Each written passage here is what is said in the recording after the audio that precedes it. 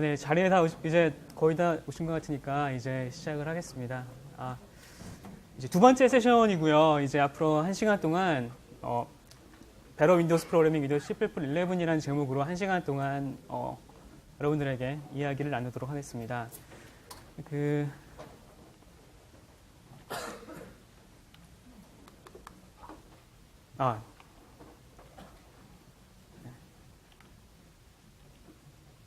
원래 제 소개가 나와야 되는데 제 소개 페이지가 빠진 것 같네요. 저는 올해 초까지 이제 여기 한국 마이크로소프트에서 이제 기술 지원 일을 하다가 몇 개월 전에는 카카오로 옮겨가지고 현재 여러분들 쓰시는 카카오톡 PC 버전 개발팀에서 함께 일을 하고 있습니다. 반갑습니다.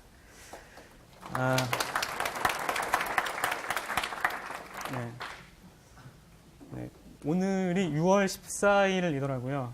그래서 무슨 데이즈라고 하던데 3월 14일, 2월 14일, 6월 14일은 테크데이즈로 하겠습니다. 키스데이 이런 거 아니고요. 그래서 여러분들 뭐 했냐고 물어보시면은 테크데이즈였다고 말씀해 주세요.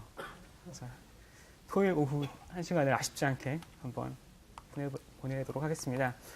일단 진행은 이렇게 할 거예요. 이제 앞으로 1시간 동안 여러 가지 C++ 방금 첫 시간에 보셨을 C++ 11 여러 가지 피처들, 예를 들어서 알벨 레퍼런스니 아니면 오토라든가 특히 람다 같은 것들을 사실 우리 지금까지는 이제 보통 강의를 들으면은 되게 간단한 코드로만 보셨죠. 예를 들어서 콘솔에서 메인문에서 변수 할당하고 이게 오토구나. 람다 하나 짜고 이게 람다구나. 근데 사실 이런 C++ 11의 피처들을 쓰면은 되게 풍부하게 기존의 윈도우 프로그래밍을 되게 좀 잘 활용해서 더 멋있는 프로그램을 짤 수가 있거든요. 그래서 단순히 문법만 소개하는 것에서 벗어나가지고 요것들을 어떻게 하면은 좀 한번 응용해가지고 잘 써볼 것인가 주로 예제 위주로 좀 진행이 될 거예요. 그래서 앞선 시간에 주로 기능들에 대해서 되게 짤막짤막하게 말씀드렸을 텐데 얼만큼 설명을 해줬을지는 잘 모르겠어요. 옆방에서 마지막까지 코드를 막 고치고 있어서 저는 긴박한 한 시간을 보내고 있어서 어떤 내용을 설명했는지 잘 모르겠는데 일단 주요 피처들 한 5가지 정도 피처들을 가지고 직접 예제 코드를 보면서 디버깅을 하면서 라인 하나씩 따라가 보면서 이렇게 쓸 수가 있구나. 이렇게 예전 98 C++ 98 때는 이렇게 썼는데 이제 이렇게 쓸 수가 있구나라는 걸 주로 이제 예제 코드로 디버깅을 하면서 따라가 보는 형식으로 진행을 할 거예요. 그래서 가장 첫 번째로 이제 여러분들에게 이렇게 하면 좋겠다라고 말씀드릴 것은 이제 알밸류 레퍼런스에 대한 내용입니다. 자, 참고로 이제 제가 앞으로 쭉 여러 가지 이야기를 해드릴 텐데요. 물론 이제 제가 생각해서 한 얘기도 있지만 많은 부분들이 이제 MSDN 블로그나 혹은 MSDN 매거진에 올라와 있는 여러 가지 좋은 글들을 제가 이제 읽어보고 이런 것들은 활용하면 되게 도움이 되겠다. 이런 것들은 여러분들이 익혀두면 되게 도움이 되겠다는 것들을 이제 많이 좀 정리를 했어요. 그래서 예를 들어서 제가 그런 어떤 레퍼런스가 있는 글들의 경우에는 원 소스를 설명해드리고 알려드리고 이제 어떻게 진행했다는 것까지 함께 말씀을 드릴 거예요. 네. 사실 이제 이 내용은 약간 여기 보면 날짜가 이렇게 나와 있는데요. 2008년, 그러니까 비주얼 스튜디오 2008에 이제 알벨 레퍼런스를 지원하지 않다가 이제 비주얼 스튜디오 2010이 나오면서 이제 알벨 레퍼런스를 지원하기 시작했어요. 네, 그래서 당시 이제 알벨 레퍼런스의 컴파일러 기능을 처음으로 도입하면서 당시 이제 VC 팀에 있던 PM이 테스터가 알벨류 레퍼런스를 적용하지 않을 때와 알벨류 레퍼런스 적용했을 때 이렇게 큰 결과가 달라질 수 있습니다. 라고 이제 보여주는 어떤 글을 하나 소개를 했거든요. 그래서 그 글을 가지고 여러분들에게 실제로 보여주는 시간을 가질 겁니다. 그래서 특히 이제 알벨류 레퍼런스가 도입이 됐는데 그럼 그거를 STL에 적용을 했고 얼마나 성능 퍼포먼스가 차이가 나는지를 이제 보여주는 예제예요. 그래서 동일한 코드를 이제 비주얼 스튜디오 2008에서 한번 컴파일해서 실행해보고 동일한 코드를 다시 한번 2013에서 한번 실행해보고 차이를 한번 직접 디버깅을 해보면서 따라가 보도록 하겠습니다. 그 전에 먼저 약간 한 가지 팁으로 알아두시면 좋을 내용 설명을 해드릴게요. 여러분들 비주얼 스튜디오 실행하셔가지고 거기서 프로퍼티에 보시면은 플랫폼 툴셋이라는 기능이 있습니다. 그래서 원래는 이게 처음 나올 때는 네이티브 멀티 타겟팅이라는 그런 이름으로 나왔었어요. 그래가지고 나는 최신의 비주얼 스튜디오 아이디를 쓰고 싶은데 뭐 예를 들어서 하위 호환성 때문에 프로젝트는 예전 세팅을 써야 된다거나 이런 경우에 이제 최신 아이디를 쓰면서 프로젝트에서 타겟 플랫폼을 지정하면은 예를 들어서 저는 비주얼 스튜디오 2013의 아이디가 정말 좋거든요. 예를 들어서 자동 완성 기능이라든가 이런 것들이 정말 너무 편해요. 그러면 이제 2013 아이디를 쓰면서 프로젝트는 2015로 빌드를 할 수가 있는 거죠. 그래서 이제 굳이 2008 스튜디오 비주얼 스튜디오를 열고 2013 비주얼 스튜디오를 열고 두 개를 왔다 갔다 할 필요 없이 컴파일러 옵션 프로젝트 옵션으로 간편하게 테스트를 해볼 거예요. 그래서 반드시 하지만 이 기능에 한 가지 알아두실 점이 해당 버전의 비주얼 스튜디오나 혹은 해당 버전의 SDK에 깔려 있어야만 동작을 하는 기능이에요. 그래서 여러분들이 이거 실제로 이 프로젝트 옵션에서 가보셨을 때 이 옵션이 화면에 있는 거랑 다를 수도 있어요. 저 같은 경우 2008까지 모두 설치를 했습니다. 물론 이제 하나의 테스트하고 다른 데 갈 때는 또 리빌드를 해야만 되고요. 자, 먼저 한번 코드를 살펴보실게요. 예, 굉장히 평범한 그냥 이제 유저 디파인드 타입을 하나 클래스 하나 보여주고 있습니다. 그래서 퍼블릭이고요. 자, 스트링을 굉장히 많이 선언하고 있죠. 네임, 어드레스, 텔레폰 여러 가지 필드들을 많이 써놨습니다. 그리고 이 코드가 하는 일은 굉장히 단순해요. 그냥 무지막지한 루프를 돌면서 무지하게 그냥 이 루프에서만큼 열심히 푸시백을 하는 겁니다. 다만 디버깅을 위해서 그 밑에 보시면은 이제 캐패시티나 사이즈와 관련된 값이 있는데요. 이게 뭐냐면은 여러분들 벡터라는 거는 이제 연속된 어떤 배열의 형식을 내부적으로 가지고 있죠. 네, 표준에서 그걸 정의하고 있고요. 그래서 만약에 이 벡터에 만약에 지정된 용량 이상의 엘리멘트들이 계속 들어갈 경우에는 기존의 벡터의 내용을 이제 인밸리데이트하고 새로운 메모를 할당해가지고 기존의 것을 전부 다 카피를 해야 됐어요. 이제 그게 이제 스펙이고요. 그래서 이 강제로 계속해서 반복해서 푸시백을 함으로써 강제로 여러 번 내부적으로 벡터의 리올로케이션을 유발하는 코드예요. 예, 그러면은 과거와 2008 버전과 2013 버전에서 뭐가 달라졌길래 이 동일한 코드를 실행했을 때 어떤 차이가 나는지를 한번 보자는 겁니다. 그래서 이게 이제 일단 좀 이따 제가 직접 보여드릴 텐데요. 일단 미리 한번 결과를 알려드리는 거예요. 그래서 예를 들어서 방금 보셨던 이 코드를 이제 실행을 하게 되면은 비주얼 스튜디오 2008에서는 이제 리올로케이션이 내부적으로 36번, 마찬가지 2013 똑같아요. 2013에서 똑같이 36번. 그리고 내부적으로 리올로케이션 될 때마다 내부 벡터에 있던 기존의 그 오브젝트들을 다시 또 이제 카피나 혹은 알벨류라 최근에서는 이제 무브 예능으로 바뀌었지만 하여간 이런 리올로케이션 과정에서 복사나 이동이 일어나야 되는데 그 횟수가 얼마나 많이 되냐를 이제 보여준 거고요. 그래서 이렇게 했을 때 2008에서는 그 결과가 약 6.376 정도 차이가 이제 났습니다. 물론 이거는 제 컴퓨터에서 한 거예요. 그래서 여러분들 훨씬 좋은 컴퓨터라든가 혹은 뭐 안 좋은 컴퓨터를 쓰면 굉장히 더 늦게 나올 수도 있겠죠. 그래서 이게 실행했을 때는 이제 이런 결과가 나오게 되고요. 토탈 푸시백 타임은 이제 6.3초. 그러면 이제 2013에서는 아까 보셨던 그 코드가 이제 얼마 정도 이제 속도가 나게 될까요? 똑같은 코드예요. 똑같은 코드인데 단순히 컴파일러만 바뀐 거죠. 빌드만 다시 한 거죠. 그러면은 대략 시간이 이 정도가 나옵니다. 물론 사실은 아까 제가 보여드리지 않는 부분이 있어요. 뭐냐면은 이제 2008에서는 이제 리올로케이션 할 때마다 기존에 벡터에 있던 내용을 전부 카피 컨스트럭터를 불러가지고 전부 일일이 복사하는 과정을 거쳐야 하지만 이제 2010부터 새로 나온 알벨 레퍼런스라는 컴파일러 기능에 따라서 기존의 스트링을 일일이 카피하는 동작을 하지 않고 말 그대로 내부에 포인터만 옮기게 된 역할을 말 그대로 무브만 하게 되는 거거든요. 그래서 이러한 큰 결과를 나올 수가 있는 거예요. 그래서 굉장히 큰 차이를 볼 수가 있습니다. 네. 네. 자, 그러면 이제 실제로 왜 이러한 차이가 났는지를 좀 더 자세히 보여드릴게요. 그래서 먼저 왼쪽을 한번 보시죠. 네, 바뀌네요. 네, 먼저 왼쪽에 보시면 이제 기본적인 아까 처음 보여드렸던 유저 디파인 타입이었고 거기에 이제 컴피 컨스트럭터를 구현을 했어요. 그래서 그 파라미터로 넘어온 오브젝트를 이제 새로 만들어진 오브젝트에다가 할당을 하죠. 이렇게 되면은 아까 보셨지만 이 네임이 다 그 스토드 스트링 타입이었어요. 그래서 할당할 때마다 전부 다 스트링의 카피가 일어나게 되겠죠. 예. 마찬가지로 이제 카피 어사이먼트 오퍼레이터도 이렇게 전부 카피를 하게 되고요. 그런데 이제 비주얼 스튜디오 2010부터 지원하게 된 알벨 레퍼런스 때문에 이제 그 무브 그 이동 연산자와 이동 그 컨스트럭터를 이제 지정을 할 수가 있는 거예요. 그래서 과거에는 일일이 스트링을 복사를 했다면은 이제는 복사를 하는 게 아니라 스튜디오 무브를 사용해가지고 어떤 소유권의 오너십을, 즉 스트링을 복사할 필요 없이 말 그대로 오너십만 옮기는 거죠. 새로운 객체에다가. 이러한 레퍼런스를 구현했기 때문에 이러한 큰 차이가 나게 되었습니다. 그럼 직접 한번 보실게요. 직접 한번 디버깅 해보고 따라가 보겠습니다. 네.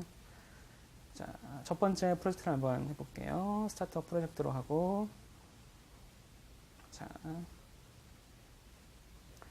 자, 코드를 한번 쭉 살펴볼게요. 아까 코드는 보시다시피 굉장히 간단한 코드예요. 이렇게 유저 디파인드 타입을 하나 정의를 했고요.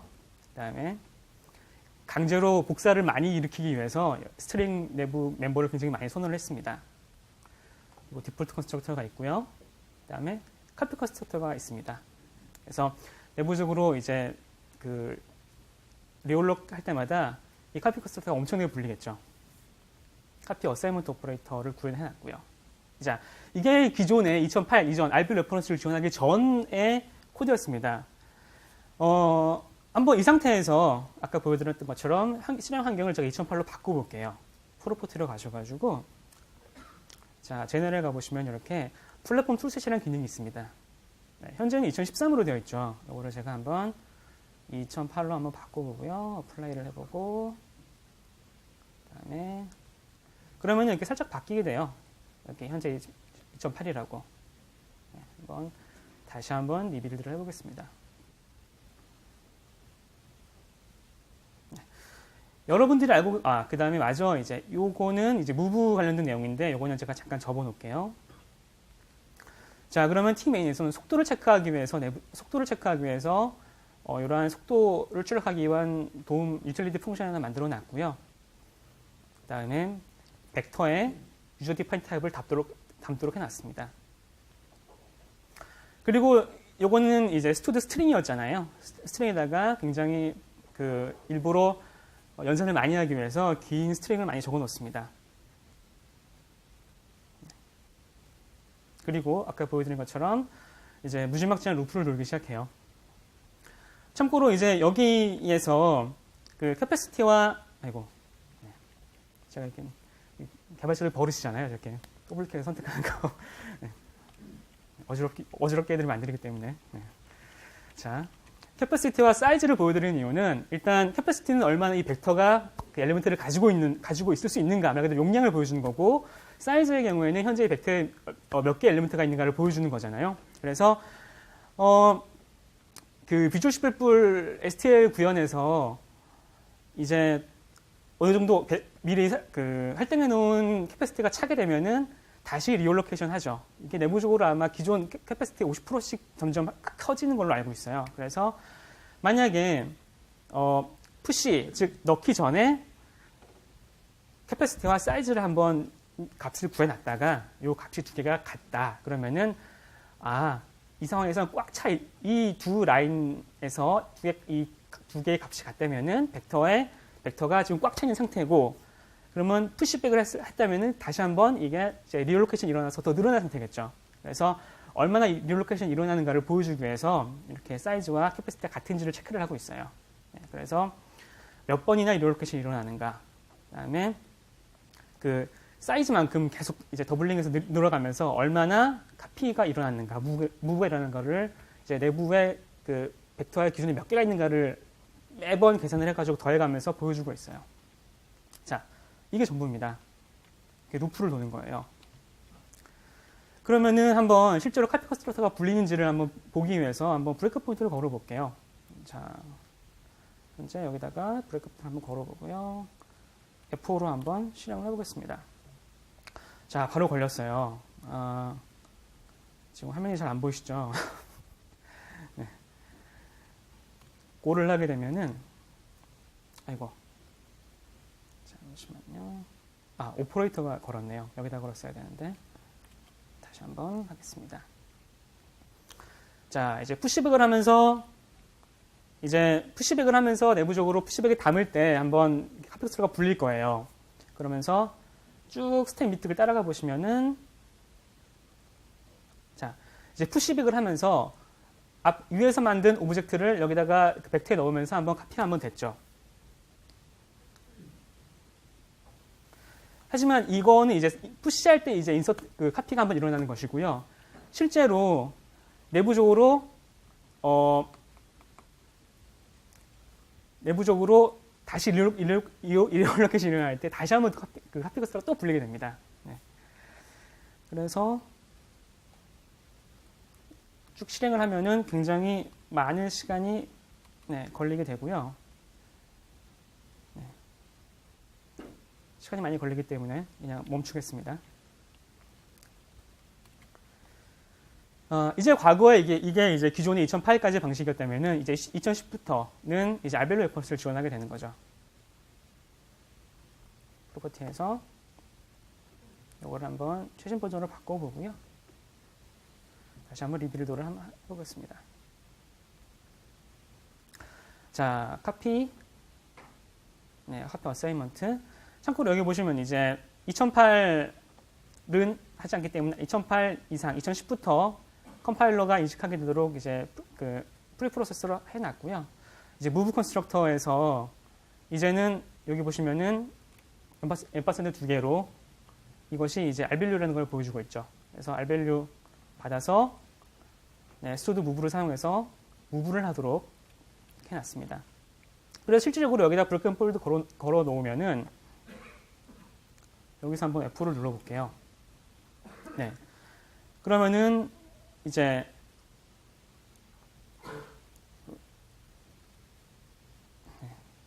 내부적으로 푸시를 하면서 사이즈가 늘어나게 됐을 때 더 이상 카피가 아니라 이제 무브가 불리게 되는 겁니다. 그러면서 굉장히 아까 보신 것처럼 굉장히 큰 효과를 보실 수 있는 거죠. 네. 일단 이 정도 예제를 보면 될 것 같고요. 네.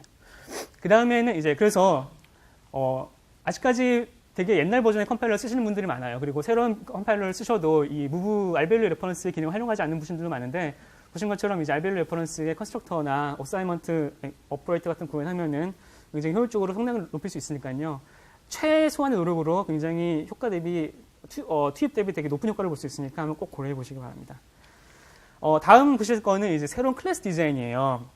무슨 내용이냐면 자, 이제 클래스를 만드는데, 지금까지는, 뭔가 1011의 새로운 피처들이 많이 나왔단 말이죠. 방금 보셨던 알벨로 레퍼런스가 가장 큰 어떤 그 변화된 내용이고요.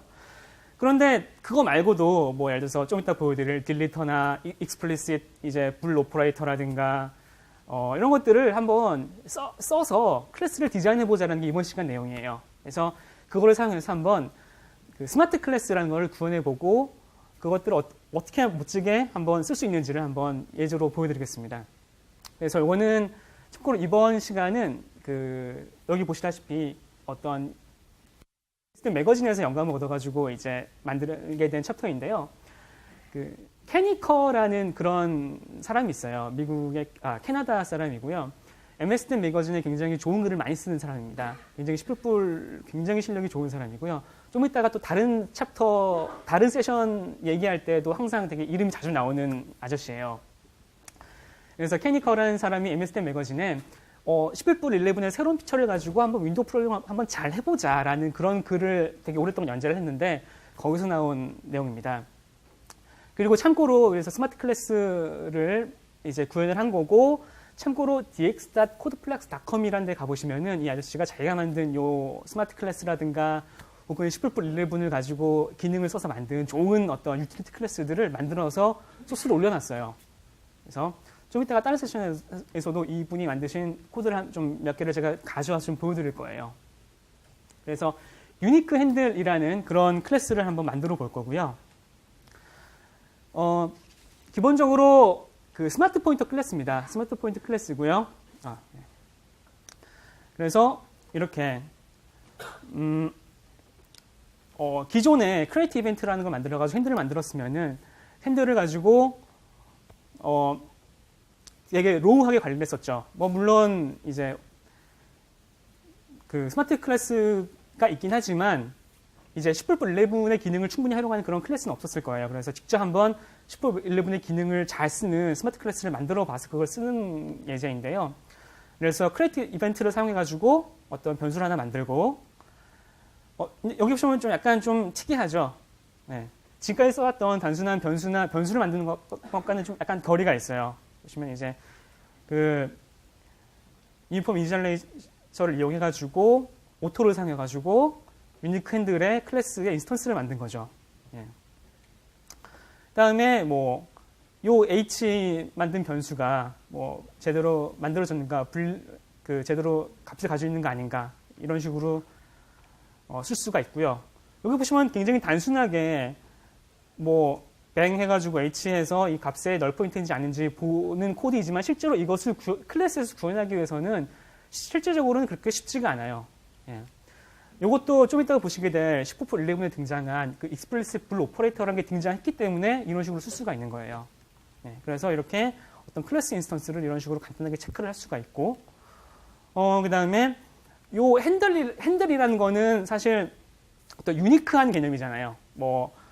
어떤 쉐어하는 그런 개념이 아니라 유니크한 개념이기 때문에 마찬가지로 좀 더 영리하게 카피가 일어나지 않도록 하는 그런 또 기능을 지원을 해야 될 거예요. 그래서 예를 들어서 U에서 만든 H를 가지고 뭔가 할당을 하려고 하면은 컴파일 할 때 에러가 나야 된다거나, 혹은 이제 이런 식으로 명시적으로 무브를 써야만 그 소유권을 다른 어떤 인스턴스로 옮겨가게 한다거나, 그다음에 실제로 이 핸들을 쓸 때에는 이런 메소드를 통해 가지고 쉽게 쓸 수 있도록, 자, 이렇게 한번 10.11을 써서 잘 구현해 봅시다라는 어떤 사용 예를 일단 먼저 보여드리는 거예요. 자, 그러면 이것들을 어떻게 구현할 수 있을지 한번 차례차례 한번 차근히 살펴보도록 하겠습니다. 먼저 약간 개념 설명 먼저 드려야 될 것 같아요. 우리 과거에 보면 이제 그 패턴 중에 이제 트레이트라는 그런 패턴이 있죠. 그래서 어떤 특성을 별도의 클래스로, 트레이트라는 클래스로 만들어가지고 이렇게 스테이틱 멤버로 만들어서 요 트레이트라는 것만 바꿔주면은 뭔가 이 클래스의 동작이 바뀌는 트레이트 팔러시 패턴이라는 거에 대해서 들어보신 적 있을 거예요. 참고로 이 패턴은 이제 좀 이따가 보시게 될 10.11에 새롭게 등장한 유니크 포인터, 네, 쉐어드 포인터, 그다음에 잘 쓰진 않지만 그 윈도우즈 런타임에 거기도 이런 비슷한 핸들 래퍼, 핸들 오토 스마트 클래스가 있는데요. 다 이런 식으로 구현을 해요. 그래서 실질적으로 요 코드를 보시면은 이제 앞으로 보시게 될 유니크 포인터나 이런 것들의 어떤 가장 간단한 어떤 형식을 보시게 되는 거라고 생각하시면 돼요. 그래서 다른 것들도 좀 이해가 편하실 거예요. 그래서 어떤 특성을 미리 정의하는 거죠. 그래서 널 핸들.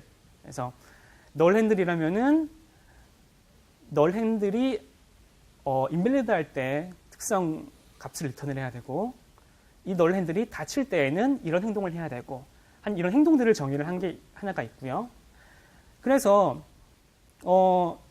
이거를 요 트레이트만 바꾸면은 여기는 핸들을 가지고 다루고 있지만 여기다가 파라미터에다가 다른 트레이트만 넣으면은 이런 윈도우 핸들이 아니라, 예를 들어서 여기 보시면 이거는 스레드풀, 윈도우즈에 있는 스레드풀 그 포인터거든요. 그래서 요 뒤에다가 스레드풀 트레이트만 넣어주면은 스레드풀이 인밸리드 할 때는 이런 값을 가져야 되고, 스레드풀을 클로즈 할 때는 이런 행동을 해야 되고 하는 것들을 어떤 특성을 정의해 주는 거죠. 그러면은 이렇게 특성을 정의한 값을 나와라. 네. 여기 템플릿 파라미터로 넣은 다음에 템플릿 파라미터, 즉 이게 그 겉 클래스가 되겠죠. 겉 클래스에서 클로즈를 할 때는 트레이트의 클로즈를 불러주고, 네, 이런 식으로 이제 래핑을 하는 거예요. 근데 보시다시피 지금 여기서 이것만 하더라도 기존에 보신 일반적인 C++98 코드가 아니죠. 예. 일단 몇 가지 한번 보죠. 일단 이거 보시면은 리턴 타입을 이렇게 에러우 키워드를 써가지고 지정해주고 있어요. 예. 그래서 이것은 invalid라는 그런 메소드인데 리턴은 포인터 형식이다. 포인터 형식은 바로 핸들이다. 여기도 C++11은 새로운 형식이네요. 과거에는 이제 타입 diff라는 거 써가지고 새로운 형식을 타입 디피니션을 했었잖아요. 근데 C++11에서는 이제 그 타입 엘리아스라는 그런 또 새로운 기능이 추가가 됐어요. 그래서 일반적으로는 타입 diff와 굉장히 유사하게 쓸 수가 있어요. 그래서 뭐 과거에는 타입 diff, 핸들, 포인터 이런 식으로 썼겠지만 우리는 C++11을 한번 일부러 더 써보자는 거죠. 그래서 이거는 그러니까 핸들을 우리는 이 클래스 안에서는 포인터라는 걸로 쓰겠다. 굉장히 명시적으로 딱 이해가 쉽게 되죠. 타입 diff는 사실 처음에 바로 이해가 안 되잖아요. 이거는 이렇게 바로 명식으로 이해할 수 있게 쓸 수가 있고요. 그다음에 요거는 자 리턴 탑은 여기 오토로 쓸 수 있지만 여기다가 에로 키워드를 써가지고 포인터라는 걸 명식으로 지정할 수 있습니다. 네. 참고로 이 화살표 요거는 뭐 일반적으로 이렇게 리턴 타입을 지정할 때는 그냥 이게 뭐 이런 걸 왜 써라고 할 수도 있겠지만 이제 나중에 그 데클 타입이라는 어떤 또 C++11 새로운 키워드, 새로운 기능을 쓸 때에는 이런 걸 또 써야만 될 때가 또 있어요. 이런 거 써서 리턴 타입을 명식으로 지정해 줘야 될 때도 있어요. 그래서 이런 식으로 또 메소드를 또 새롭게 정의를 했고요. 새로운 방식으로. 그다음 여기 보시면 throw라는 게 있어요. 사실 요거는 꼭 필요한 건 아닌데요. 요거는 사실 C++11의 기능은 아니에요. 그 C++11 요거는 그냥 한 가지 팁을 알아두시면 될 것 같은데요. 그 원래 윈도우즈 혹은 뭐 어떤 플랫폼에서간지 C++에서 예외가 일어났을 때 예외를 핸들링하기 위해서 컴파일러는 여러 가지 작업을 해주죠. 예를 들어서 예외 핸들러를 미리 설치해주고 여러 가지 뭐 그러면서 이제 스택도 쓰고 이렇게 여러 가지 작업을 하잖아요. 근데 컴파일러에게 명령하는 거예요. 야 여기서는 예외가 일어날 일이 절대로 없어. 그러니까 그런 짓 하지 마라고 얘기해 주는 게 이러한 throw라는 어떤 이러한 그 키워드를 쓰는 겁니다. 참고로 이거는 이제 그 비주얼 C++에서만 쓰이는 어떤 확장 형식이고요. C++11에서는 이제 noThrow라는 게 추가가 됐죠. 네, 그거를 써도 되는데 과거 버전에서는 이렇게 쓸 수가 있습니다. 그래서 그냥 최적화 형식이라고 보시면 될 것 같아요. 네, 그러면 일단 이 코드가 일단 이해가 되시겠죠? 자, 여기서는 뭐가 요거는 아까 보신 거하고 사실 이것도 유징으로 쓸 수가 있어요. 유징 타입 엘리어스로 쓸 수가 있고, 다 이해가 되실 겁니다. 이것도 아까 뭐 클로즈를 선언한 것이고 보이드를 리턴하고, 파라미터로 받은 이제 클로즈를 호출하는 거고요. 여기 보시면 또 약간 또 새로운 내용이 있어요. 즉 과거에는 우리가 예를 들어서 어떤 복사가 일어나지 않게 하기 위해서는 강제로 그 어떤 오퍼레이터 이런 것들을 프라이빗으로 뺐죠. 프라이빗으로 빼가지고 선언을 했는데 이제는 delete라는 키워드가 나왔습니다. 그래서 이렇게 delete라고 딱 적어주면은 굉장히 똑똑하게 얘가 컴파일러가 에러 메시지를 뱉어줘요. 야 이거 delete 됐어. 쓰지 마. 이렇게. 그래서 우리는 핸들은 유니크한 개념이기 때문에 어떤 카피를 일어나지 않기 하기 위해서 이렇게 명식으로 delete를 하게 해줬습니다. 자, 그러면 이제 이거는 스마트 포인터 클래스잖아요. 그러니까 중요한 소멸자에서 클로즈를 호출을 해줘야겠죠. 그 다음에 마지막으로 explicit operator 불. 즉 아까 제가 앞선 코드에서 뭐 if문하고 핸들이 뭐 널인지 아닌지 검사하는 코드가 있었잖아요. 그러면 요 불이 불릴 텐데 요게 explicit operator 불이 C++11에서 추가가 됐어요. 과거에서는 굉장히 이상한 트릭을 써가지고 요거를 막 꼼수로 구현을 했는데 이제는 그렇지 않고 이렇게 간단하게 이렇게 explicit operator 불을 써가지고 구현을 할 수가 있습니다. 그리고 이제 제일 중요한 이제 move constructor를 정의를 하는 거죠. 그래서 앰퍼센드 두 개를 써가지고 파라미터로 넘어준 것을 move니까 소유권을 옮겨가야 되잖아요. 그래서 파라미터로 넘겨준 거를 떼서 릴리즈 해가지고 떼가지고 내 거에다가 할당을 하는 그런 코드입니다. 자, 한번 써볼까요? 한번 직접. 자, 스마트 포인터로 한번 가보시고요. 자, 한번 쓰는 부분을 볼게요. 한번. 자, 네, 유니크 핸들에서 이렇게 보시다시피 새로운 방식으로 써나가고 있죠. 네, 오토로 써가지고 리턴 값을 컴파일러가 알아서 지정하게 한 다음에 유니크 핸들이라는 클래스인데, 자, 이거 유니크라는 핸들은 자, 그 핸들 값을 다루는 클래스입니다라고 선언을 해주는 거예요. 그래서 create 이벤트 한 결과를 가지고, 아이고, 네, 헷갈리시죠? 죄송합니다. 그래서 h라는 값에다가 이렇게 넣어주는 거예요. 그러면은 h는 이제 유니크 핸들이라는 어떤 값을 가지고 있고요. 참고로 여기 h bang 했을 때 이게 실질적으로 오퍼레이터를 부르는 거예요. 한번 F11로 따라가 볼게요. F11로 따라가 보면은 네, 이렇게 익스프레스 오퍼레이터 불로 오게 됩니다. 그래서 여기에서 이 인스턴스가 정상인지 아닌지를 이렇게 좀 이렇게 판단할 수가, 구현을 할 수가 있겠죠. 코드를 넣을 수가 있어요. 네, 값을 가지고 있으니까 넘어가겠죠. 그 다음에 한번 카피가 안 되는 걸 보여드려야 되는데, 예를 들어서 자, 한번 강제로 카피를 한번 일어나키게 한번 해볼게요. 예를 들어서 h를 새로운 거에다 이렇게 할당을 하면은 여기 보시다시피 네, 이러한 좀 약간 처음 보시는 에러가 나와요. 너무 작아서 잘 안 보이실 텐데 뭐라고 써 있냐면은 deleted 펑션을 레퍼런스 하려고 했다라는 이런 그 메시지가 나오게 됩니다. 네, 좀 더 명시적으로 에러 메시지를 볼 수가 있는 거죠. 네, 넘어가겠습니다. 다시 한번. 네. 그러면은 또 하나 이제 무브를 우리는 구현해 놨잖아요. 그러면은 일단 F11 눌러보면은 스튜드 무브 안으로 들어가겠죠. 바로 이쪽으로 가는군요. 그래서 무브 컨스트럭터로 옮기게 되면은 이제 그 rvalue에서 릴리즈를 해가지고 mvalue에게 할당을 하는 그런 코드가 실행을 되게 됩니다. 또는 우린 또 이제 move 어사이먼트 오퍼레이터를 구현했으니까 이렇게 명식으로 오퍼레이터를 사용해서 또 할당을 할 수가 있고요. 그리고 네, 이거를 쓸 때에는 get이라는 명식의 메소드를 사용해가지고 안에 내부에 있는 핸들을 얻어올 수가 있습니다. 참고로 여기 보시면 이제 스튜드 스레드를 써가지고 스레드 하나 만들고 있는데요. 이거 예전은 좀 이따가 다시 한번 또 보여드릴게요. 그리고 네, 웨이트 싱글 오브젝트를 쓸 때에는 이렇게 get 메소드를 호출해가지고 네, get을 호출해서 내부에 있는 핸들을 반환할 수 있는 거고요.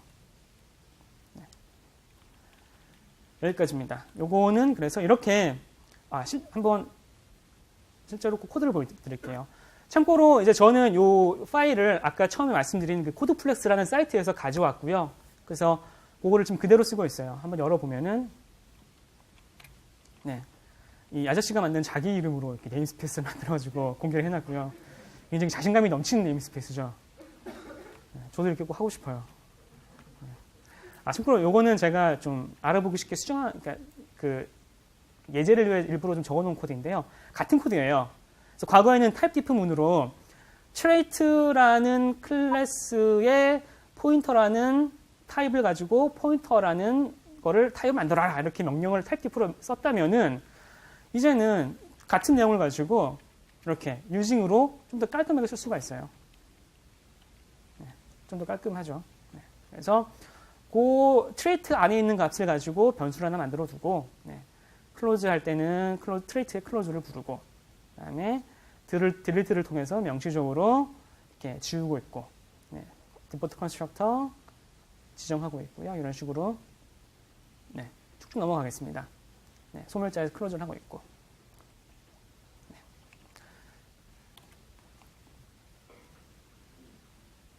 자, 이게 유니크 핸들이었습니다. 그러면 이제 다음 한번 넘어가 볼게요. 다음 내용은 이제 C++ 스타일로 개발하기라는 내용입니다. 자, 워드 카운트, 이거는 그냥 재밌게 들으실 수 있는 내용이에요. 워드 카운트라는, 그러니까 우리가 보통 프로그램을 처음 뭔가를 배울 때, 처음에 이제 간단하게 한번 구현을 해보잖아요. 간단한 프로그램, 뭐 헬로월드를 짜기도 하겠고, 뭐 간단하게 뭐 텍스트를 파싱하는 프로그램을 짜기도 하겠죠. 그래서 이제 C++ 11이 처음으로 이제 컴파일러에 지원돼가지고 처음 나왔을 때, 마이크로소프트에 있는 비주얼 C++ 쪽에 그 커뮤니티 쪽을 담당하는 또 PM이 있어요. 에릭 바탈리오라는 사람이 있는데, 이 사람이 MSDN 블로그에다가 어느 날 글을 하나 적습니다. 자, 내가 글을 하나 앞으로 쓸 건데, 이 모던 10불만을 써가지고 최대한 간결하고 정석으로 한번 내가 짜볼게. 그래서 정말 10불 11만의 기능을 써야 되기 때문에 정말 간단한 기능, 텍스트 파일을 읽고 단어 수를 세는 프로그램을 한번 10불 11만을 써가지고 한번 써보겠어요. 글을 한번 연주해 보겠어요. 라고 글을 썼어요. 물론 글은 2개밖에 안 썼어요. 결국은. 네. 그래서 뭐 이게 자기만의 막 룰을 막 적어놔요. 그래서 모든 10불을 만약 살 것이고 베스트 프랙티스면을 쓸 것이고 굉장히 거창하게 글을 씁니다. 네, 기능은 그냥 2기능밖에 없는데. 네. 자, 그래서 보시다시피 이러한 코드를 짜가지고 공개를 합니다.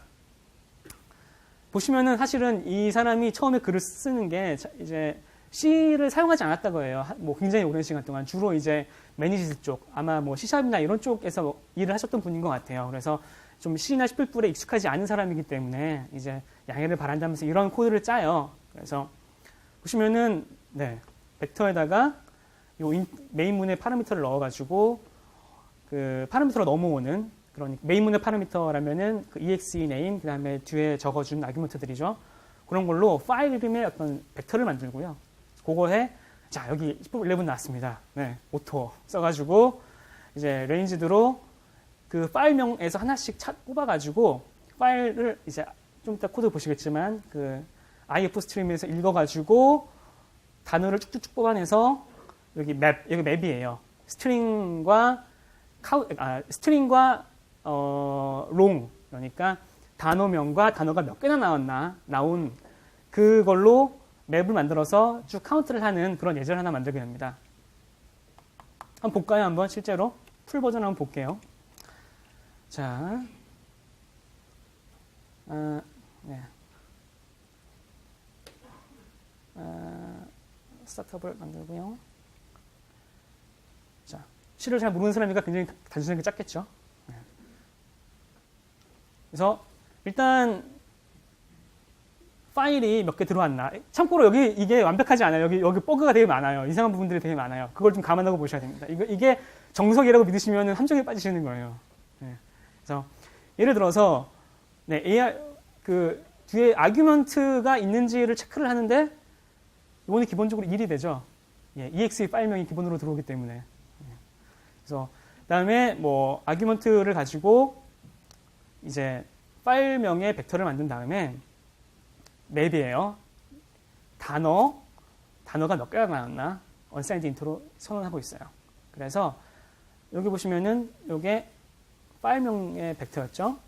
벡터에서 파일을 하나씩 뽑아가지고 혹시 이게 exe면 넘어가고 즉 뒤에 파라미터로 넘겨준 텍스트 파일을 읽어야 되니까 그다음에 거기에서 파일을 가지고 if 스트림 문을 하나 이제 만들어요. 네. 그래서 if 스트림에서 이제 단어를 요 오퍼레이터를 써가지고 쭉쭉쭉 뽑아냅니다. 네. 그리고 이제 한 가지 또 나름 또 아저씨가 또 재밌는 걸 썼는데 또 이상한 단어들이 들어올 수가 있잖아요. 네. 그래서 혹시 이상한 단어면은 지워라고 이런 이레이즈의 remove if를 구현한 거를 이제 적어줘요. 그래서 remove if를 쓰는데 자 워드에 처음부터 끝까지 이러한 걸 호출을 해. 자, 그래서 뭐 이러한 거는 아니니 하고 이런 것들을 검사를 하게 해서 이제 이레이즈를 쭉 합니다. 그런 다음에 이제 워드의 맵을 이제 완성을 하는 거죠. 요것들을 쭉 이제 루프를 도는 거예요. 네. 한번 잘 도나 실행해 볼까요? 네. 자, 제가 참고로 지금 그 프로젝트 옵션에다가 파라미터로 엄청나게 큰 텍스트 파일을 제가 넘겨주게 해놨어요. 참고로 그냥 팁으로 알아두시면 좋은데 구텐베르크라는 그런 인터넷에서 찾아보시면 구텐베르크라는 그런 홈페이지가 있는데 저작권이 없는 어떤 옛 고전들을 텍스트 파일이나 이포브 파일을 통째로 올려놓은 그런 사이트가 있어요. 그래서 거기에서 뭐 예를 들어서 뭐 율리시즈나 성경이나 이런 것들을 텍스트 파일을 통째로 내려받을 수가 있거든요. 이런 거 테스트 하실 때 되게 좋아요. 그래서 네, 그런 것들을 제가 지금 디버그할 때 파라미터로 넘겨주도록 해놨어요. 그래서 이렇게 이러한 그 비긴과 엔드 트릭을 써가지고 한 번에 파라미터들을 한 번에 넣습니다. 스트링에. 그럼 파일즈를 보면은 작아서 안 보이시겠군요. 네. 그래서 exe 그다음에 파라미터들을 이렇게 들어간 걸 보실 수가 있어요. 그래서 쭉쭉 따라가 볼게요. 네. 파일즈에서 하나를 제일 첫 번째 건 EXE겠죠. 네. EXE가 이제 여기 들어가 있는 걸 보실 수가 있어요. 잘 안 보이시겠지만. 그래서 EXE는 처리 안 할 거고, 그다음에 받아와서 EX가 아니면은 if 스트림을 읽어가지고 워드. 네. 보니까 좀 이상한 단어가 좀 들어가 있네요. 네. 자, 이런 식으로 쭉 루프를 도는 네, 그런 코드입니다. 자, 이렇게 되게 배워보겠다고 이제 했어요. 근데 이것은 함정이었습니다. 네, 여러분들 인터넷에 글 쓸 때 질문하실 때 람다가 뭐예요? 이렇게 물어보면 안 돼요. 람다는 너무 거지 같아. 글을 쓰면 답변이 막 달려질 거예요. 네, 이렇게 원래 이렇게 까는 내용을 올리면 사람들이 이제 거기에 반해서 좋은 답변을 알려주실 겁니다. 네. 즉 사람들이 답변을 막 달기 시작했어요. 이제부터. 참고로 이 STA라는 사람은 비주얼 슈퍼뿔의 STL 라이브러리를 만드는 사람이에요. STL 라이브러리를 만드는 사람이에요. 네, 믿기지 않으시겠지만 진짜입니다. 네. 스테판 라우이라는 그런 사람인데요. 그래서 이 사람이 지적을 해요. 댓글에다가 이거 바깥쪽 루프 이제 자기가 만든 어떤 좀 더 나은 버전을 소개를 해요. 근데 아무래도 이 스탠다드 라이브러리를 만드는 사람이라 그런지 굉장히 어떤 퍼포먼스보다는 되게 깔끔한 코드를 짜는 걸 보여줘요. 한번 볼까요? 자, 이게 그 사람이 짠 코드예요. 굉장히 깔끔하죠. 이 사람이 쓴 코드의 가장 큰 차이점은 바로 그 10.11의 새로운 기능인 바로 이제 regex를 쓴 겁니다. 네, 그래서 그 레귤러 익스프레션을 사용해가지고 단어만을 뽑아내도록 깔끔하게 짠 거예요. 그래서 아까 먼저 코드가 그 if 스트림에서 단어별로 이렇게 뽑아냈다라면 그게 아니라 그 if 스트림에서 통째로 라인 하나를 뽑아가지고 라인에서 레귤러 익스프레션을 써가지고 이제 단어를 쭉쭉 뽑아내는 그런 이제 루프로입니다. 이거니까 10.11의 기능을 쓴 거죠. 네, 처음에 어떤 원칙대로. 네. 시간이 없으니까 넘어갈게요. 하지만 또 사람들이 낚여들기 시작합니다. 네. 자, 그 다음에 낚인 사람은 누구냐면, 이제, 제임스 맥닐리즈라는 사람인데, 이 사람은 비주얼 슈퍼뿔에서 CRT를 만드는 사람이에요. CRT 라이브러리를 만드는 사람이에요. 그 다음에 이 사람에 되게 절친이 바로 아까 말씀드린 캐니커라는 사람이 되게 절친이더라고요. 그래서 두 사람이 갑자기 또 댓글을 달아요. 밑에처럼. 캐니커랑 얘기를 해봤는데, 좀 더 좋은 방법이 있는 것 같아. 그러면서 이러한 조언을 또 주기 시작해요. 레귤러 익스프레션 너무 느려. 그리고 iOS 10% 스탠더드 라이브러리도 너무 느려. 그 다음에 아까 보신 것처럼 처음에 라인으로 한번 읽고 그 다음에 이제 또 단어를 찾기 위해서 다시 또 스캔을 하잖아요. 이런 식으로 스캔이 여러 번 일어나기 때문에 이것도 느려. 네, 그 다음에 또 이제 워드에다가 또 그 스트링에 담으면서 또 그것도 카피가 너무 많이 일어나. 그 다음에 왜 이런 여러 개의 파일을 읽는데 왜 순차적으로 실행을 해? 동시성, 컨커런시를 써. 이런 식으로 해서 또 이런 방식으로 또 제안을 합니다. 메모리 맵. 즉, 그 iOS가 너무 느리기 때문에 윈도우즈에서는 메모리 맵이라는 기능을 가지고 있죠. 바로 통째로 파일을 메모리 매핑을 하는 겁니다. 그러면은 파일을 액세스할 때 뭐 우리가 특정한 파일 옵셋을 읽고 이런 걸 안 해도 돼요. OS가 알아서 액세스한 영역은 그대로 메모리 올리고 굉장히 속도가 빠릅니다. 원래 우리가 EX나 DLL에 모두 메모리 맵이라는 방식으로 메모리 로드가 되잖아요. 그 다음에 PPA를 또 사용해가지고 또 굉장히 또 빠르게 코드를 또 짜요. 그래서 뭐 크리에이트 파일 매핑을 해가지고 텍스트 파일을 이제 읽어드린 다음에 네. 그다음에 패러럴 라이브를 써가지고 이런 식으로 메모리 맵 파일을 읽고 그 메모리 맵의 포인터를 가지고 네. 그 스레드를 나눠가지고 실행을 하게 한 이런 또 코드를 보여줍니다. 네. 코드를 보지는 않을게요. 시간이 좀 부족한 것 같아서. 하지만 우리는 그냥 넘어갈 수가 없죠. 네, 여기 또 스칸 메이어스의 또 팁이 또 하나 나오게 됩니다. 자, 여러분들이 잘 아시는 이제 이펙티브 슈퍼뿔 네, 책 쓴 사람이죠. 이제 사실은 이제 이 사람이 댓글을 쓰거나 그런 건 아니에요. 이분이 이제 슈퍼뿔 11 이제 나오면서 슈퍼뿔 11 어떤 책을 썼거든요. 관련된 책 아직 그 프린트 버전으로 나오진 않고 온라인에 공개가 됐어요. 여기 보시면은 샘플 링크가 있는데 이 샘플을 보시면은 이 아저씨가 똑같은 기능을 한 거를 슈퍼뿔 11 스타일로 만들어가지고 공개를 한 게 있습니다. 네. 네, 살펴보지는 않을게요.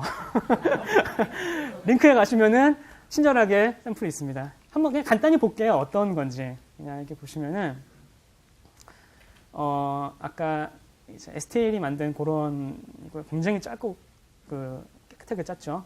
라이브러리를 만든 사람처럼. 캐니커가 만든 거를 한번 잠깐 볼까요? 복잡해요.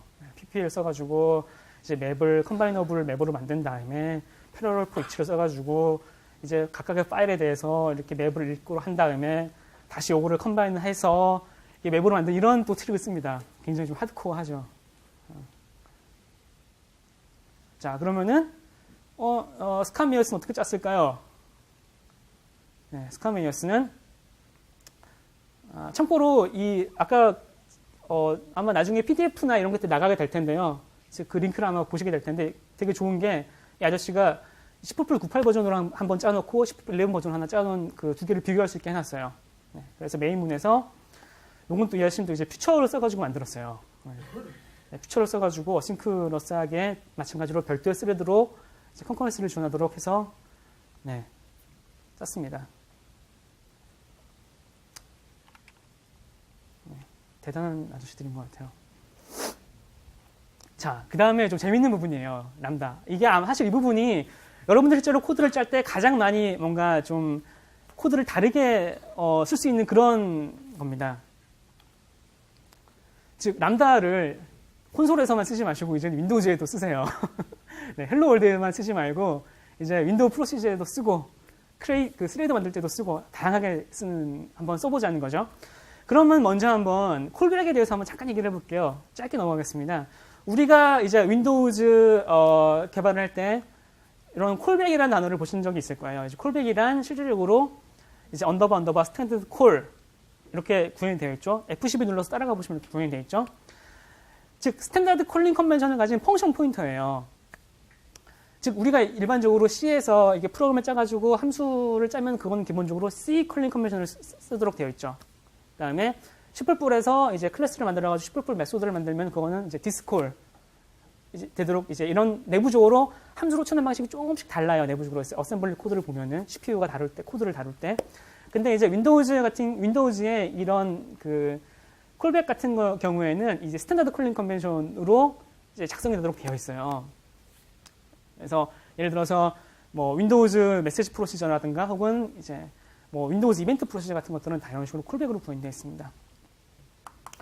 하지만 이것은 원래 비주얼 스튜디오 2010은 지원을 안 하는 기능이에요. 원래는 이런 기능이 안 됐어요. 좀 이따 보여드릴 기능이. 뭐냐면은 비주얼 스튜디오 2010, 여기 보시면 이게 비주얼 스튜디오 2010과 2012가 좀 달라요. 그러면서 비주얼 스튜디오 2012에서 람다가 조금 업데이트가 됩니다. 여기 보시면 이제 람다가 나름대로 버전이 좀 있죠. 뭐 0.9, 1.0, 1.1 이런 식으로 람다가 좀 버전이 좀 다른데 비주얼 스튜디오 2012부터 그 앞선 시간에 아마 잠깐 다뤘겠죠. 람다에 보시면은 람다가 이렇게 쓸 때 보면은 자 보시죠. 람다가 이렇게 중간에 캡처 클라우즈가 있잖아요. 캡처절이 있는데 여기다가 람다절에 넘길 걸 지정할 수가 있는데 여기다가 아무것도 안 넣어주는 거를 바로 스테이트 리스 람다라고 해요. 그래서 이렇게 아무것도 넣어주지 않는 스테이트 리스 람다의 경우에는 바로 펑션 포인트로 변환이 가능합니다. 그래서 이렇게 이게 허브 셔터가 아마 썼던 걸로 기억하는데 이 단순한 게 굉장히 큰 효과를 낼 수 있다. 즉 이렇게 스테이트 람다를 쓰게 되면은 람다가 펑션 포인트로 바뀌기 때문에 여러분들이 이런 스탠다드 콜링 컨벤션, 콜백에도 여러분들이 이거를 람다를 쓸 수 있게 된 것이다 라고 설명을 하고 있어요. 즉 스탠다드 펑션 포인트로 컨버전이 가능해졌다는 얘기예요. 그래서 바로 이러한 처음 보시면은 되게 기괴한 코드가 가능해지게 된 겁니다. 그래서 예전에는 우리가 윈도우 메시지 핸들러를 예를 들어서 한다고 했을 때 되게 막 복잡하죠. 별도의 함수를 하나 만들어가지고 함수 이렇게 해야 되는데 안 해도 돼요. 그냥 이렇게 한 방에 끝이에요. 진짜 말 그대로. 혹은 뭐 윈도우 프로시저만 되겠습니까? 우리 크레이트 스레드도 마찬가지로 크레이트 스레드도 그냥 그 함수 포인터 넣는 부분에다가 그냥 아예 람다를 적어 넣으면 돼요. 완전 간편하죠. 한번 보여드릴게요. 자,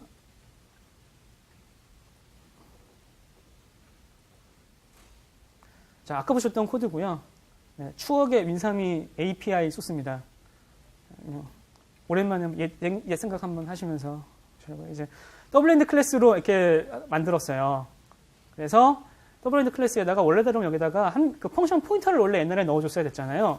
펑션 포인터 그렇게 안 해줘도 돼요. 이제는 그냥 이렇게 람다 클라우즈절, 다만 여기에는 아무것도 없어야 돼요. 클라우즈절 적고 그다음에 이 펑션 포인터 적어주고요. 그다음에 리턴 타입. 네, 윈도우 메시지 핸들은 엘리저트를 반영하니까. 그다음에 그러면 여기다가 이제 각 메시지에 대한 핸들러를 처리해주면 되는 거예요. 한번 해볼까요? 여기다가 브레이크 포인트를 걸고 F4를 눌러보면은 네, 바로 걸렸죠. 메시지가 네, 뭔지 모르겠지만 24, 네, 공익스 24네요. 네, 그래서 이런 식으로 보시면은 이제 윈도우즈 콜백, 프로세서 콜백에서 이렇게 쭉 람다절을 바로 호출한 걸 볼 수가 있어요. 혹은 예를 들어서 제가 한번 람다절을 바로 한번 만들어 볼까요? 예를 들어서 한번 그 윈도우에 떠 있는 전체 한번 핸들 윈도우의 모든 핸들을 한번 쭉 덤프를 해볼게요. 그 텍스트를 예를 들어서 이너 윈도우즈라는 그런 API가 있죠. 예를 들어서 get all text라는 그런 거를 한번 만들어 보겠고요. get all text. 자, 한번 여기다가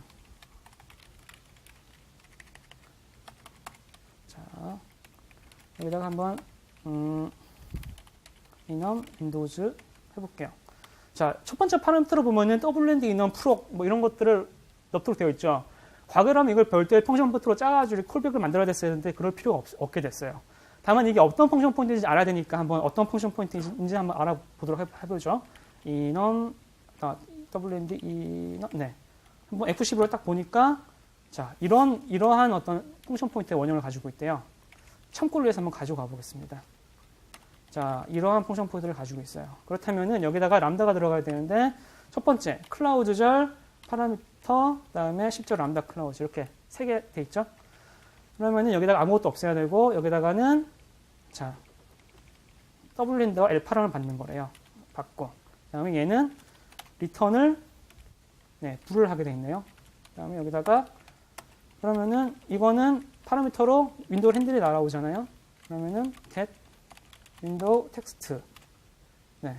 그러면은 여기다가 OS가 넘겨주는 핸들을 적어주고 자 담아올 스트링 t 해주고 예를 들어서 뭐 256 한 다음에 이렇게 해주면은 깔끔하게 되죠. 여기다가 적어주고 256 하고 그러면 한번 찍어볼게요. 아웃풋 디버그 스트링으로 텍스트 한번 찍어볼까요?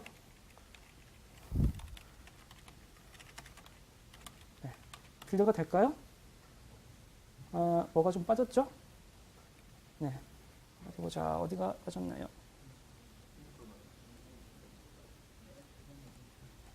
어디죠? 네. 창피하네요. 어디가 잘못됐을까요? 네. 네. 이게 하나 더 봤죠? 네. 이렇게. 그 다음에 이거는 true를 해야 그러니까 이렇게 볼까요? 다행이네요. 네, 창피할 뻔했어요. 네. 자, 그러면 이걸 한번 get 텍스트를 여기다가 한번 걸고 볼까요? 한번. 자, 제가 키다운에다가 한번 그 호출하다 해놨어요. 해보니까 쭉 찍혔죠. 윈도우 핸들로 텍스트를 얻어가지고 그냥 쭉 찍은 거예요. 지금 아웃풋 디버그 스트링으로. 자, 보신 것처럼 이렇게 윈도우의 어떤 API, 콜백을 어떠한 줘야 되는 API가 있을 때 이렇게 굉장히 간단하게 쓸 수가 있어요. 엄청나게 이쁘고 빠르고 하죠. 자, 그다음에 또 다른 예제를 한번 잠깐 볼까요?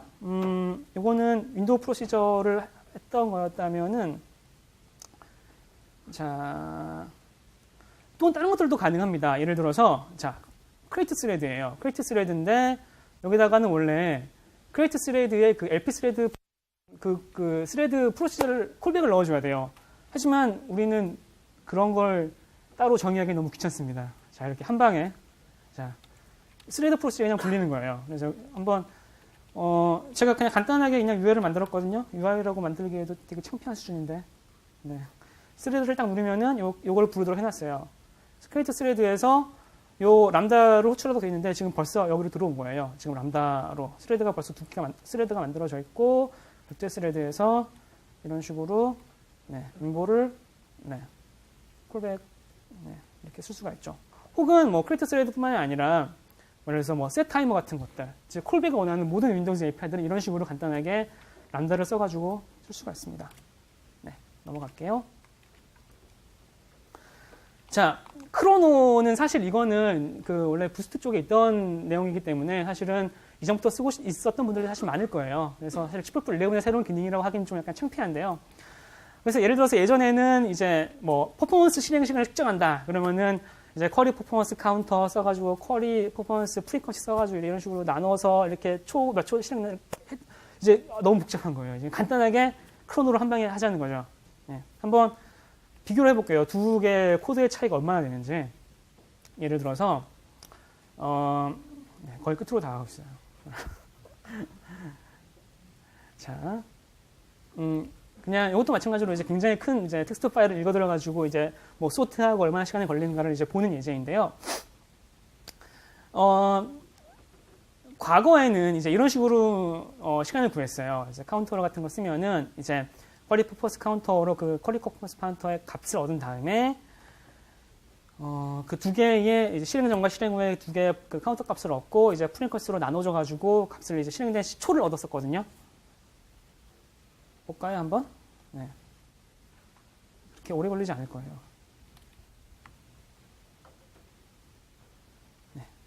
그래서 실제로 카운터를 얻어서 네, 이런 값을 얻고 난 다음에 네, 이렇게 그 쿼리 퍼포먼스 카운터로 없은 그 가중 값을 이렇게 두 개를 빼가지고 다시 프리퀀시라는 쿼리 퍼포먼스 프리퀀시의 리턴 값을 가지고 다시 나눠줬어야만 값을 구할 수가 있었어요. 근데 그게 아니라 이제는 여기 보시는 것처럼 하이 레솔루션 클락 나우를 호출해가지고 이 두 개의 값을 뺀 다음에 그거를 단순하게 듀레이션이라는 걸로 캐스트만 하면 값을 얻을 수 있는 거예요. 네.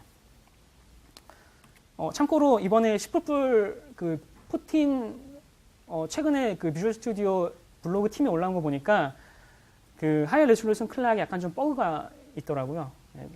하이 레졸루션 클락이 하이 레졸루션 하지 않다라는 게 버그 내용이었어요. 네, 참고해서 한번. 근데 최근에 그 버그 픽스가 됐다고 하니까 참고해서 적용. 또한 이런 시간을 재는 것들을 굉장히 단순하게 쓸 수 있을 뿐만이 아니라 뭐 현재 시간을 구한다거나 이런 것들도 마찬가지로 되게 쉽게 크로노를 쓰면 쉽게 할 수가 있는 거죠. 네. 콘솔만 보면 지겨우시니까 제가 간단하게 UI 걸 만들었습니다. 제가 만든 건 아니고요. DX라는 마찬가지로 캐니커가 만든 라이브러리에 있는 샘플 중에 하나예요. 한번 시간 구하는 쪽을 잠깐 볼까요? 한번 루틴 중에 자, 윈도우즈 API 방식이에요. 윈도우즈 API 방식에는 이런 이제 API를 썼죠. 예를 들어서 뭐 get system time as file time, 뭐 get system time 이런 것들을 구해가지고 이제 또 이런 것들을 또 계산하려면 되게 복잡했어요. 예를 들어서 그 시스템 타임을 이제 뭐 파일 타임으로 다시 바꿔가지고 파일 타임에서 그걸 뺀 다음에 다시 또 바꾸고 이런 복잡한 일을 했어야 되는데 그게 이제는 이제 크로노를 쓰면은 조금 간편하게 할 수 있다는 거죠. 네. 어떻게 간단하게 되냐? 네. 자, 이런 식으로 시스템 클락에 now를 쓰면은 이제 타임 포인트라는 그런 타입을 반환하죠. 그래서 타임 포인트를 가지고 값을 뭐 빼거나 더할 수도 있고, 이런 스투드 로컬 타임이나 아니면은 써가지고 실제로 쉽게 문자로 바꿀 수가 있어요. 그래서 팁으로 보시면 될 것 같고요. 네. 잠깐 보셨고, 자, 스레드예요. 스레드인데 이건 한번 새로운 방식으로 스레드 어떻게 다루는지 한번 잠깐 예제를 살펴보도록 하겠습니다. 즉 과거에는 우리가 create thread를 호출하면은 여기다가 뭐 thread 펑션에 대한 아규먼트를 넣었었죠. 네. 물론 아까 그 mythread 펑션에다가 이거를 람다를 써가지고 좀 더 간단하게 쓰는 방법을 보여드렸어요. 네. 근데 그게 아니라 예를 들어서 이번에 10.11에 추가된 그 stored thread를 쓰게 될 경우에는 이런 식으로 파라미터에다가 내가 그 원하는 thread 펑션을 넣고 파라미터를 여러 개를 넣을 수가 있게 된 거죠. 네. 다만 이제 조금 차이점이라고 한다면은 이제 네이티브 핸들 같은 걸 써가지고 핸들을 가져와야 되고, 그다음에 참고로 요 스레드에서 그 스레드 아이디를 바로 얻는 방법이 없어요. 그 내부 필드에 있는 스레드 아이디가 내부적으로 들어 있는데 그게 아마 프라이빗으로 액세스가 안 될 거예요. 그래서 약간의 꼼수지만 네이티브 핸들을 통해서 핸들을 넣고 다시 스레드 아이디 같은 걸 써가지고 네 얻어올 수도 있습니다. 한번 잠깐 볼까요? 네, 이거는 되게 단순하니까.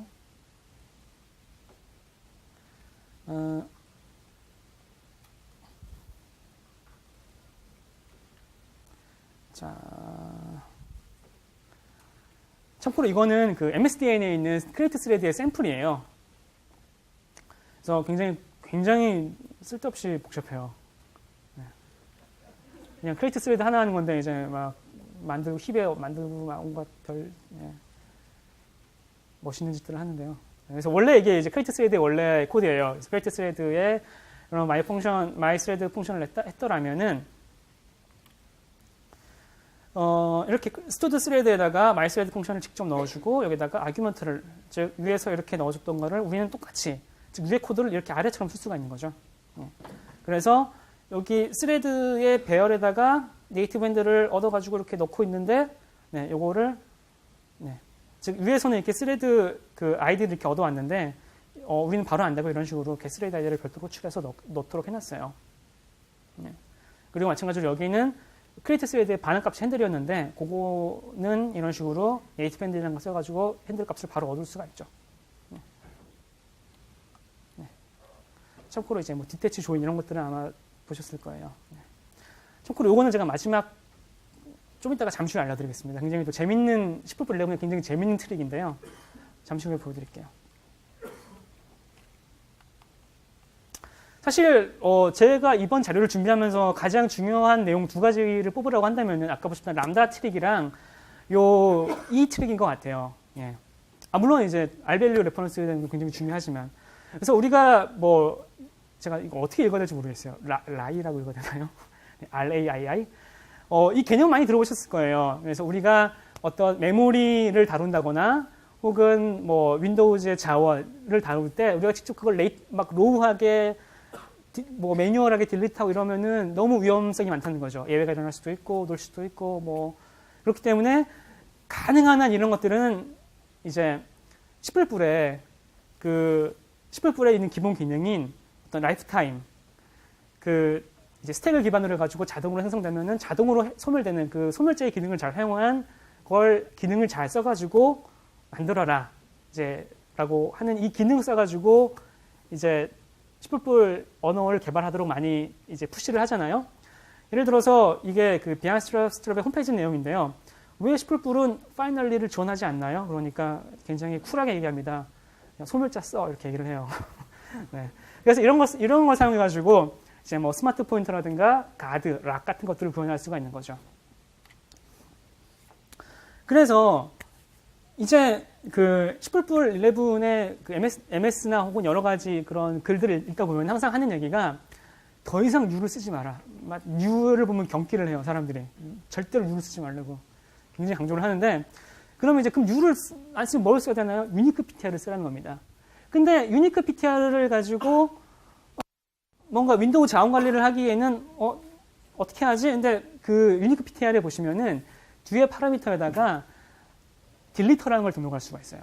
딜리터를 가지고 등록을 하면은 이것이 유니크 PTR이 이제 그 스코프를 벗어나가지고 소멸될 때 그 호출할 수 있게 해주는 거예요. 그래서 예를 들어서 스레드 풀이라든가 핸들이라든가 뭐 메모리 이런 것들은 다 유니크 PTR을 쓰면은 굉장히 깔끔하게 쓸 수가 있어요. 물론 아까 제일 처음 첫 번째로 소개드렸던 뭐 유니크 핸들 이런 거 만들어 쓰셔도 돼요. 하지만 이왕이면은 있는 거 쓰는 게 좋겠죠. 네. 예를 들어서 요거는 아까 보셨던 첫 번째 세션이랑 다른 거예요. 첫 번째 내용이랑 다른 거예요. 요거는 유니크 PTR에 대한 내용입니다. 즉, 우리가 유니크 PTR을 쓸 때 앞에다가 그 타입을 넣어주고 뒤에다가 딜리터를 넣어주는 거예요. 딜리터는 어떤 딜리터냐? 자, 유니크 PTR은 그 TP 워크라는 스레드 풀의 어떤 핸들을 관리할 것이고, 그 스레드 풀 그 핸들은 바로 이 딜리터가 처리할 거야 라고 지정을 해주는 거죠. 그래서 여기다가 오퍼레이터 그 함수 호출 오퍼레이터를 구현하면은 이것이 스코프로 벗어나서 소멸될 때 얘를 호출해 줍니다. 굉장히 깔끔하게 짤 수 있겠죠. 그래서 이렇게 보시는 것처럼 워크란 거는 요거의 어떤 엘리어스죠. 네, 타입 디피니션 한 거죠. 그러면 워크에다가 크리에이트 스레드 풀을 써가지고 막 쓴 다음에 그냥 스코프만 벗어나면은 그래서 뭐 이렇게 스레드 풀을 이제 스레드를 킥하고요. 스코프가 벗어나면 크리에이트 스레드 풀 워크가 불리면서 깔끔하게 종료가 되는 거예요. 뭐 이건 방금 보신 건 스레드 풀이지만 또 이제 10.11에 새로 등장하게 된 락 가드 같은 거 써가지고 또 RAII 개념으로 또 자원 관리를 할 수가 있고요. 한번 코드를 잠깐 볼게요. 마지막이에요.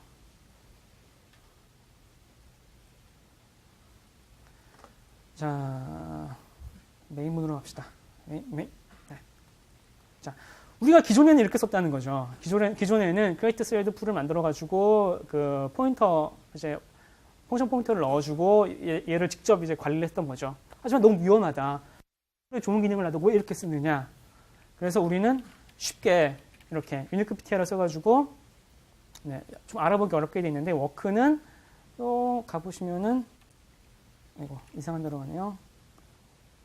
네, 이렇게 유니크 PTR에 TP 워크의 포인터고 워크 트레이트라는 어떤 오퍼레이터 클로즈를 부를 수 있도록 이렇게 트레이트를 넣어주게 되면은 딜리터가 호출이 되게 되는 요런 워크를 정해 놓고 이렇게 크립트 스레드 풀을 만들고 쓰자는 거죠. 간단하게. 뭐 여기다가 또 람다를 적용하면 더 깔끔하게 짤 수도 있겠죠. 물론 그 스레드 콜백이 짧다면요. 그래서 크립트 스레드 풀을 하는데 이렇게 해주고 내부에 이게 스레드 펑션이겠죠. 스레드 펑션이고 스레드를 킥하고 끝나면은 바로 얘는 소멸. 신경 쓰지 않아도 되죠. 중간에 뭐 예외가 나도 뭐 갑자기 함수를 빠져나가도 우리는 걱정할 필요가 없는 거예요. 킬러가 알아서 소멸치를 호출해 줄 테니까. 참고로 쉐어드 포인터도 가능해요. 쉐어드 포인터도 이런 식으로 딜리트를 넣어줄 수가 있어요. 굉장히 복잡하죠. 하지만 익숙해지시면 굉장히 효율적인 개발을 하실 수가 있을 겁니다. 사실 이거 말고도 이제 여러분들의 어떤 개발 코드를 바꿔줄 여러 가지 기능들이 많잖아요. 예를 들어서 유니코드에도 여러 가지 기능들이 추가됐죠. 뭐 로우 스트링 리더럴, 뭐 유니폼 비주얼라이제이션, 오토 태클 탭 여러 가지 있는데 자, 마지막 딱 하나만 볼게요. 마지막 코드. 이게 진짜 마지막이에요. 자, 우리 지금까지 프린트 F 이런 거 쓰면은 뒤에 가변 인자 넣어주잖아요. 이거 너무 오래됐어요. 이제는 바꿀 때가 되었습니다. 이제 바꿔봅시다. 가변 템플릿으로 바꿔봅시다. 이제. 그래서 자, 우리는 프린트를 그냥 쓰게 되면은 이런 파라미터가 없는 프린트로 호출하게 될 거예요.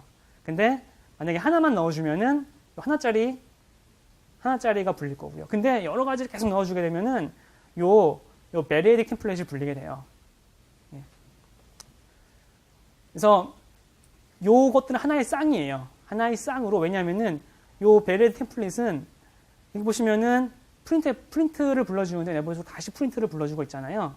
즉, 이 인자가 베리에딕 템플릿은 한 번씩 불릴 때마다 첫 번째 인자와 나머지들 인자로 구성되어 있어요.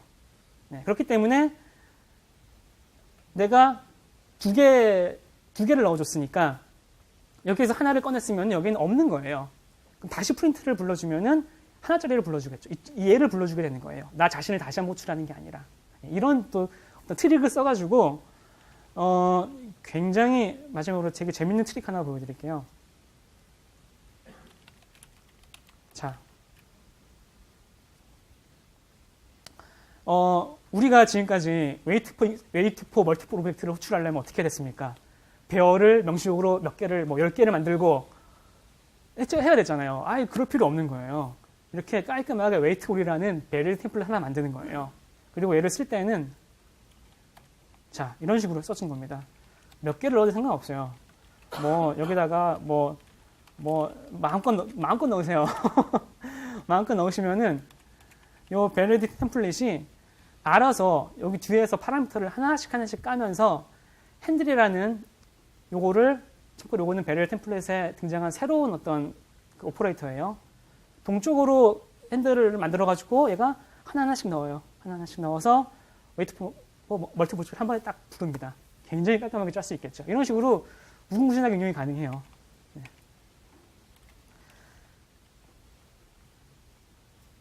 끝났어요. 네. 1시간 동안 수고 많으셨습니다. 고맙습니다.